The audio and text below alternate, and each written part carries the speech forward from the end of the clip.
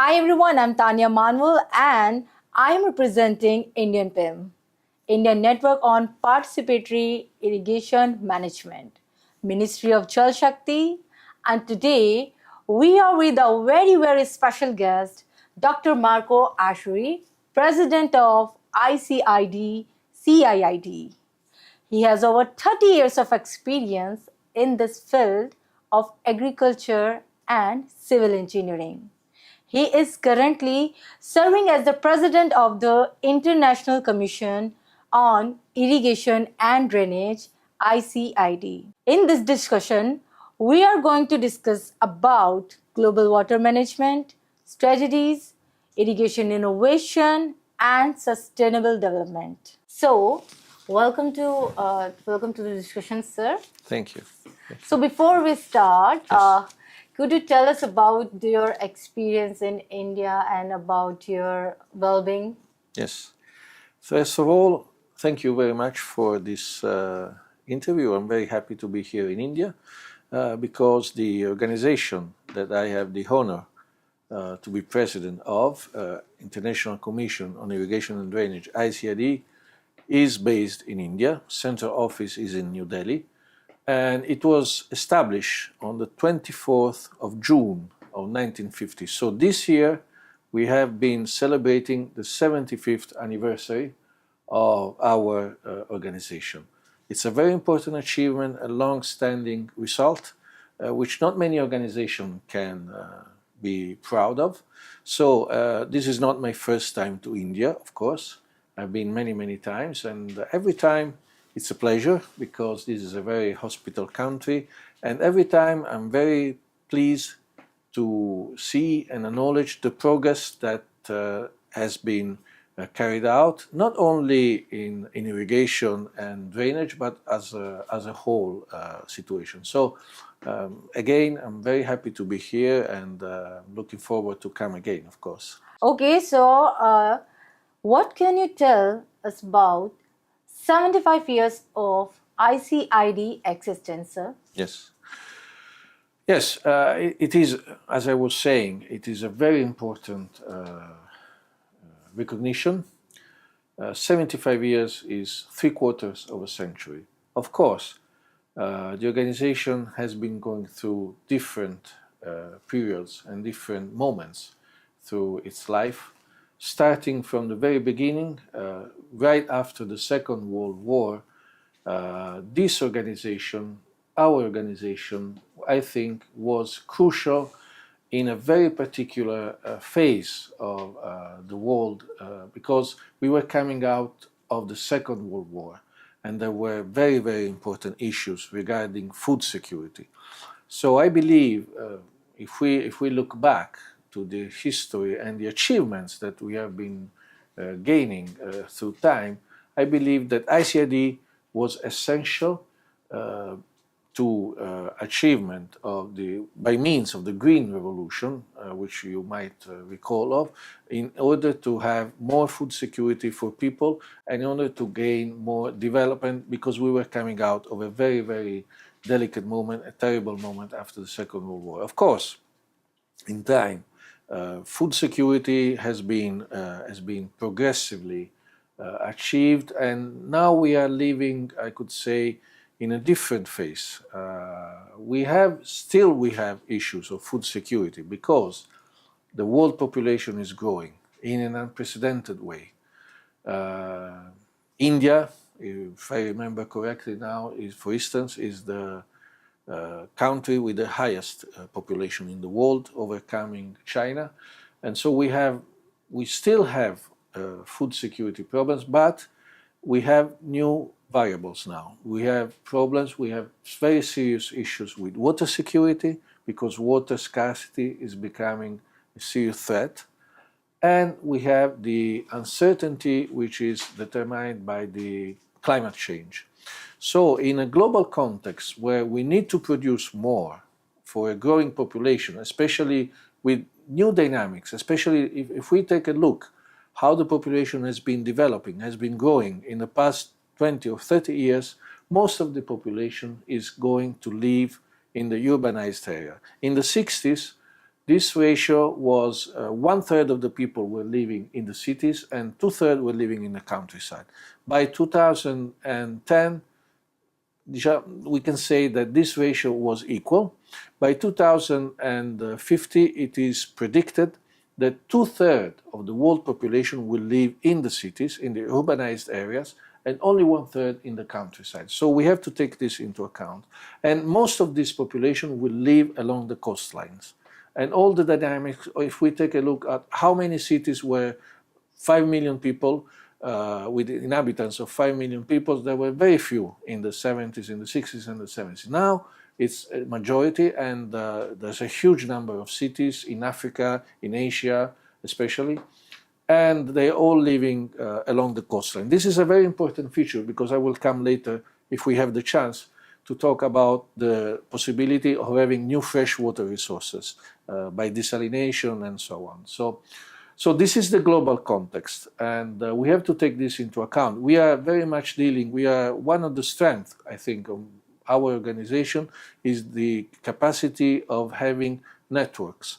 We are working with the United Nations. I personally, on behalf of ICID, I am ambassador to the United Nations Food and Agriculture Organization, to World Meteorological Organization, to IFAD, International Fund for Agricultural Development. So this is another asset, I think there's another important characteristic of our organization, capability of having network and producing programs, activities, delivering results to the governments, because we are based in about 100 countries all over the world.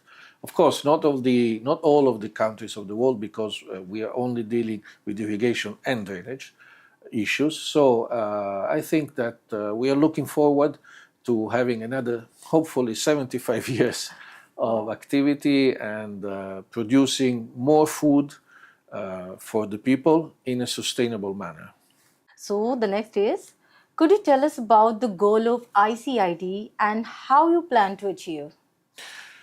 Yes, the vision. We have a vision, we have a mission, and we have goals, of course. The vision we are working on and we are striving for is a world food secure, water secure, as I was saying, where sustainable progress can be achieved in a sustainable manner, in a correct equilibrium with the environment. This is our vision. And the mission for us is to provide more food and fiber for a growing population, as I was saying, very fast growing population, in a sustainable manner. And of course, how to achieve this? You can understand it's a very difficult challenge, very difficult task, especially in the recent years, because we are living under the threat and the aliyah of climate change. Climate change is disrupting all major patterns of rainfall, of temperature. It's very unpredictable. So this is a very serious scenario we are working on. And how we plan to achieve this, the goals I was talking about. First of all, we believe that nobody is self-sufficient. Nobody can do it by itself. ICID is a very important organization, of course, and it's the only scientific, technological organization, technical organization which is dealing on water, specifically on water, and in this case on irrigation and drainage. And it's much more now evident that you can gain food security, you can produce more only by means of water, of irrigation. But in order to do this, there are some important achievements that you have to obtain. For instance, producing more with less water. This is one of our goals. And we are a network of about maybe 400, 500 people coming from the academics, from research institutions, from the governments, from development services, and we are very much focused on this. So what we do, we are organized in working groups, scientific and technical working groups. We produce scientific papers, books, reports. We have our journal, which is published by Wiley's, John Wiley and Sons, which is a very good impact factor. The paper is called Irrigation and Drainage. So we are trying to keep high level of attention and acknowledgement on the issue of water use efficiency. So we need, as I was saying, to produce more crop per drop. So reducing water use. On the same, at the same time, we need to reduce losses. And how can we achieve this? Water use efficiency in irrigation, because we're talking about irrigation, can be achieved in several ways. In the conveyance phase, there's a lot of water, and I think this is a big issue for India especially, but not only for India, of course. During the water conveyance phase, 20 to 30% of water can be saved by reducing, for instance, losses on the canals, lining canals, reducing seepage, or increasing the use of aqueducts and pressurized conducts, pipes. And you can already, by this, only by this, you can save from 20 to 30% of water. Then there's another phase. There's the phase of distribution to the farmers. All the networks, all the pipelines, there's another 10, 20% that can be saved. And we are already reaching 40 to 50%. And then, of course, very important, final phase is the phase of usage of water by the farmers. There's a huge amount of water that can be saved by the farmers. And this, on this, we are very much on the spot. We are distributing, we are trying to carry out capacity building programs, training programs, not only for association of farmers, but for young professionals, especially for young professionals who are working in local governments, in the national governments, and in the extension services, in order to teach to farmers how to save water. Because many times farmers there has been a development. I have seen in these 2 days I've been in our ceremony of the 75th anniversary. We had the Indo-Global Water Summit here in Delhi. I have seen huge progress that has been carried out by enterprises in order to help farmers. But there's a lot to do. Because the farmers sometimes they irrigate, they don't really know specifically and precisely how much water you need to give. When do I need to give water? How much water I'm going to give next time? How much time do you need to wait for the next irrigation intervention? So there's a huge amount of water that can be saved also during the phase of watering and irrigation from the farmers. So these are the main, I could say, the main goals and the main activities we are very, very much working on and we are striving for. Of course, with networking. We need to do more and more networking. This is why we are also, one of the most important activities we are involved in is the organization of networks, fora, international conferences. And by the way, we are going to host this September, from 7 to 13 of September, in Malaysia, in Kuala Lumpur. We are going to have our 4th World Irrigation Forum, which is a feature only of ICRD. The whole world of irrigation and drainage will be gathering there. We are expecting something like 2,000 to 3,000 people. And I think it's going to be a great occasion, again, to network, exchange, sharing knowledge, in order to have, as I was saying, more food, more fiber for everyone. The next one, ICID and India, what kind of relationship we are building? We already have a strong relationship. India is the country that initiated ICRD. It was ICRD, International Commission on Irrigation and Drainage, was started after the Second World War, after FAO, all the United Nations agency started after the Second World War in FAO, for instance, in Italy, which is hosted in Italy, started in 1945. And we started right after, in 1947, and in 1950, ICRD was established by initiative of the government of India. So this is very important. And we are currently having center office. Center office of ICRD is the central office where we keep relationship with all our national committee. So it's a very, very strong and very important, very crucial relationship. Of course, having said this, we are looking forward to increase and to improve this kind of relationship. And we very much believe that India is going, this is also my personal opinion, India is going to play, on the global context, on the global scenario, is going to play a much more important role in the years to come. Not very far away. I believe it's going to be quite soon. Because I have seen every time I come here, as I was saying, I can see, I can witness the progress that has been made. And this pace of progress, this rate of improvement is very, very fast compared to other countries. So I very strongly believe that this relationship with the Ministry of Water Resources, of Agriculture, the Ministry of Jal Shakti, is going to be improving more and more in time. Okay, so the next one is, what plans ICID has for water food nexus and mitigating global hunger? Yes, we are involved. Maybe I can talk a little bit now, having talked about the general goals we have. We have several programs on the spot. Talking a little bit more concretely, we have many programs we are involved in as ICID. Our main partner is FAO, of course, Food and Agriculture Organization of United Nations, and for instance, I can just mention two of the most recent initiatives we are involved very practically in the field. One is called WASAG, Water Scarcity in Agriculture, and that is an initiative that has been launched by FAO after the COP15 that was held in Paris.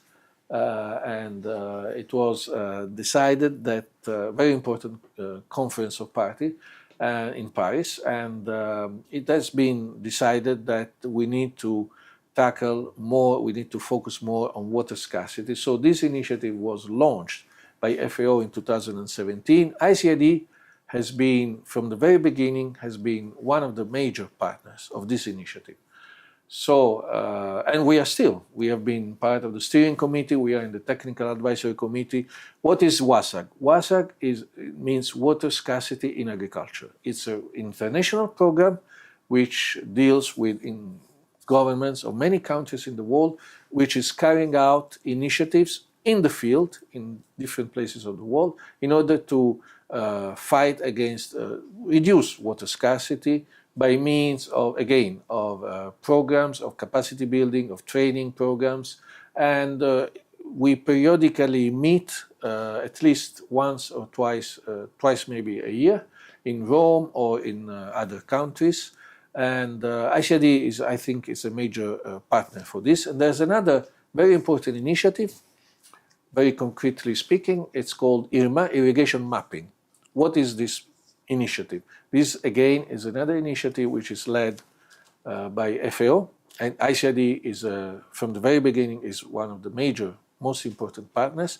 It deals with the possibility, by means of artificial intelligence, of remote sensing, to spot and determine which are the best possible areas to develop irrigation. Now, on the one hand, as I was saying, we have these serious problems with water scarcity and climate change, but at the same time, there's a huge potential of irrigation development that can be achieved, even in India, especially in India, but for instance, in sub-Saharan Africa, in Central Africa, in Latin America, there are huge potential of water that can be used in order to develop irrigation. But the question is, how do we decide where to develop irrigation? Which are the features? Which are the characteristics we need to take into account in order to positively develop irrigation? So this is what this program, which is called IRMA, Irrigation Mapping. I will be meeting these people next year. Next week, when I leave from here, I will be reaching FAO. I will be staying there for the whole week. And in the second half of July, I will be meeting my colleagues of IRMA, Irrigation Mapping, so in order to make the point and go ahead with this program. I think these are just two examples of how ICID is effectively involved, again, by means of networking. Nobody can do it by itself. So it's time for the least. Yes. Okay. How can irrigation and drainage be optimized to both and adapt to climate changes? Yes. Climate change is probably the most important argument everybody's talking about. I think it's very correct. Even in the school, children are talking about climate change, and this is very important because climate change can, as I was saying before, can alterate, can disrupt the ordinary hydrological cycle. The ordinary hydrological cycle means evaporation from the sea, clouds, forming of clouds, condensation, and rainfall. Now, this general pattern we have witnessed, and all scientific data are showing this, is somehow being disrupted or disturbed. And this is something we have to take into account, we have to deal with. Now, I believe that modern irrigation and drainage can be a major factor in coping with climate change. Why? Because irrigation helps resilience for the farmers. If we have modern irrigation, if we have water availability, fresh water availability, we can help rural communities to be more resilient because you can produce more crops during the growing season. And also this allows for flexibility from the economical point of view. You can produce more crops, you can be more ready to go on the market, but you need to have water, and you have to have efficient water use of water. Otherwise, it can be a disaster. For instance, I just make an example. Drip irrigation and subterranean drip irrigation methods and ultra-low drip irrigation, which is what I have been showing during the conference, are excellent techniques and methods of irrigation, but they are costly, they need energy, and they need skill. So this is why irrigation, modern irrigation, skilled irrigation, and smart irrigation can help farmers and rural communities to be more resilient in face of climate change scenarios, which we are living and we are inside. But we need to have, this is why I believe our activity is very important. We need more and more to have capacity building programs, training programs for the farmers, for the administration, and we need to have overall a very good water governance. There is, I strongly believe that, as some people say, you cannot manage what you cannot measure. So this is why governance, I place water governance at the top of every issue, because if you have a good water governance, then you can have good management. So I believe that, yes, irrigation and drainage, of course, can be very efficient in helping rural communities to cope with climate change. Just one short mention I would like to say about the importance of reuse. There is a new frontier now in terms of freshwater availability. Reuse of water, I'm talking about sewage water, can be used and can be filtrated by plants, can be filtrated by modern treatments, and desalination. Desalination is the new frontier.